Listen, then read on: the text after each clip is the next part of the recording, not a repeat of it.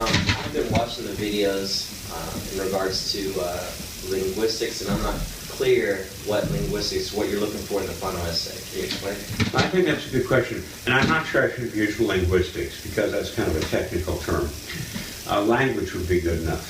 From way back early in the course, we saw the importance of language for Homo sapiens. Somewhere between 70 and 100,000 years ago, Homo sapiens in southern Africa started using oral language, and the language of clicks for the song bushman. And they then used that to learn things like how to track animals, so they improved their ability as hunter-gatherers.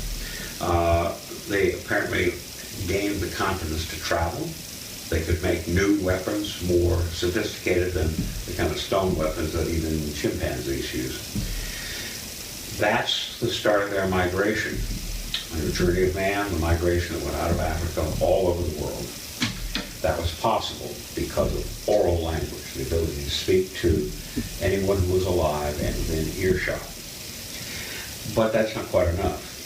They did a great deal with that, traveled all over the world, and by about 10 or 15,000 years ago, they also started farming.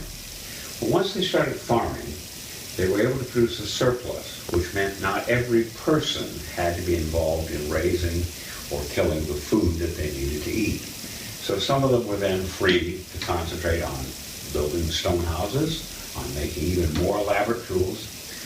And along about 5,000 years ago, some of them, perhaps accidentally, came up with the idea of making marks, either in clay tablets like cuneiform, or scratching on ox shoulder blades or tortoise shells, as in China. They started writing. And from that point on, the growth was exponential, because now, instead of just being able to communicate with someone who was alive and within earshot, now they could mark these tablets or mark these shoulder blades and carry them. I mean, ship them anywhere. So you could reach people thousands, hundreds, if not thousands of miles away, and you could reach new generations that were yet unborn. And today, we read things like the Bible.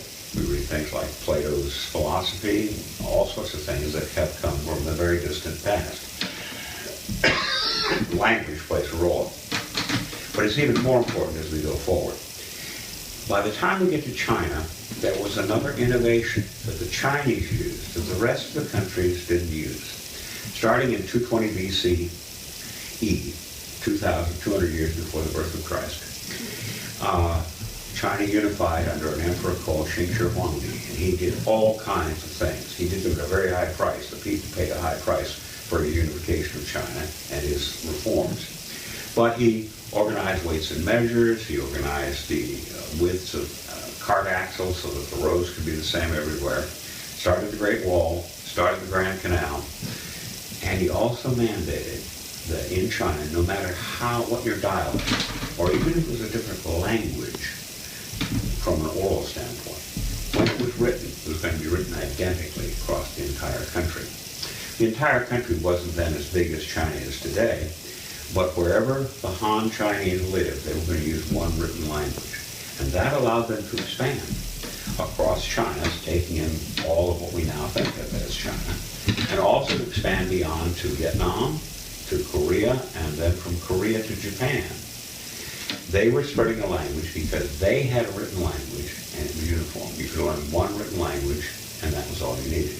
And even today in China, where there are different dialects, two Chinese might speak mutually unintelligible languages. They couldn't even talk to one another. But they could write notes to one another in the single national language that they used. Now that was an incredible important part. The first oral language allowed the spread across the globe. The second written language allowed the explosion of knowledge both from Samaria and the Middle East, throughout Europe, and in China, from the origins in China, across all of what's known as China. But once you had a written language like that, the Chinese gained an incredible amount of strength. The strength came from their ability to write.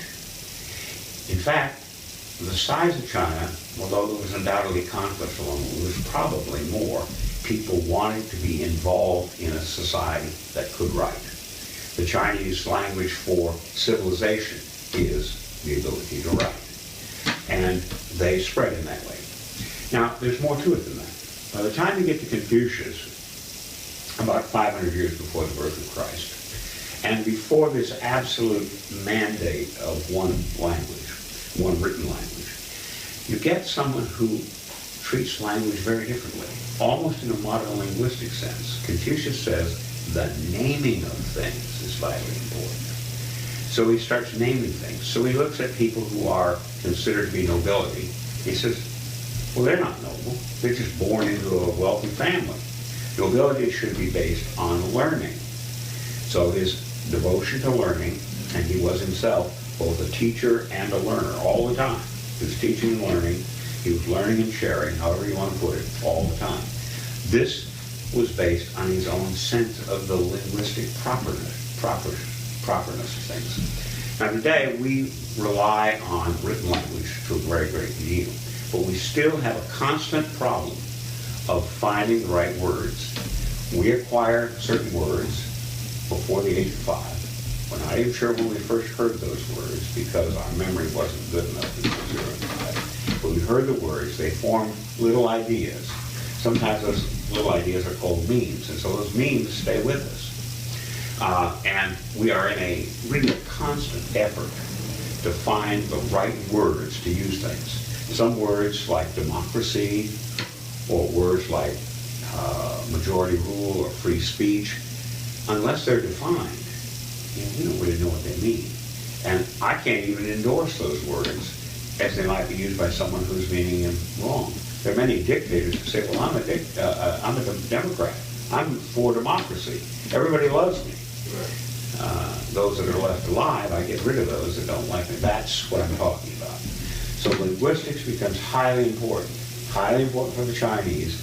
And then as we look ahead to the globe, our global society, 7 billion strong, it's our ability to communicate with one another, particularly with people of different cultures, people who had different memes developed from 0 to 5 that we have to live with. That's the issue underlying this question.